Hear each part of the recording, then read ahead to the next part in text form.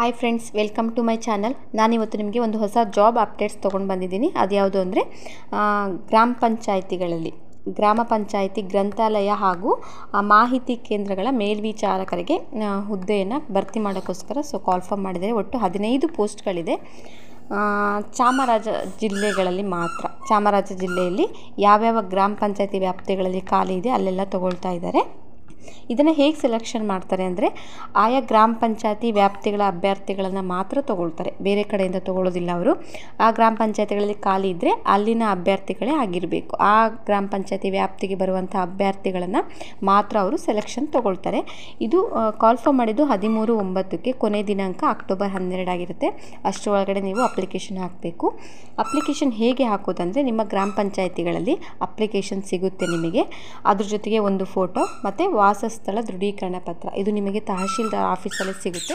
ಅದನ್ನು ತಗೋಬೇಕಾಗುತ್ತೆ. ಅಪ್ಲಿಕೇಶನನ್ನು ಹಾಕಿ ಒಟ್ಟು 15 ಪೋಸ್ಟ್ಗಳಿದೆ. ಎಲ್ಲ ಗ್ರಾಮ ಪಂಚಾಯತಿಗಳಲ್ಲೂ ಖಾಲಿ ಇದೆ. ನಿಮ್ಮ ಗ್ರಾಮ ಪಂಚಾಯತಿ ವ್ಯಾಪ್ತಿಯಲ್ಲಿ ಖಾಲಿ ಇದ್ದರೆ ಕೇಳಿ ಹಾಕಿ.